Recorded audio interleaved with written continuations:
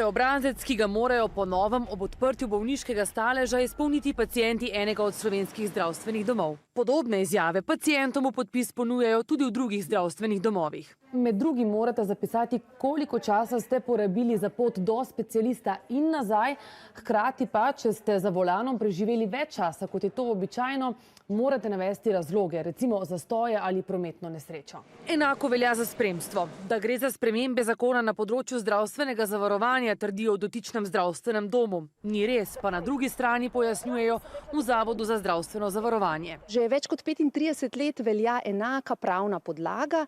Če je nekdo zaradi bolezni ali poškodbe zadržan od dela samo za določene ure, mu seveda nadomestilo plače, bolniški stalež pripada samo za te ure. Povedano drugače, če živite na Ptuju, pregled pa imate v Ljubljani, boste predvsem zaradi vožnje najverjetneje potrebovali ves dan bolniške. Lahko pa si zamislimo primer nekoga, ki živi v Ljubljani in ima recimo jutranji termin fizioterapije, ki se v 1 uri zaključi.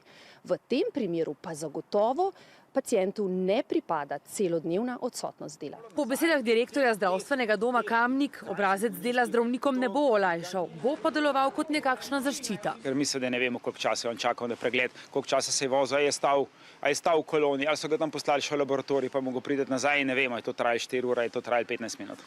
In zdravniki, poudarja Rebolj, niso detektivi. Tako da tukaj nam je predvsem neko tako psihološko olajšanje, da rečemo, ok, pacient je to izjavil, mi lahko pač pacientom načeloma verjamemo, on se je to podpisal in tukaj ni nobene dileme, od kje tiste ure, za katere tisti stalež dobil, dejansko izvirajo, a ne. Ana Vodičar ob tem pojasnjuje, da obrazca ni treba izpolnjevati vsem pacientom. Zdravnik lahko to od bolnika zahteva, če sumi, da prihaja do odstopanj. Podpisana izjava pa je nato lahko tudi predmet morebitnega nadzora.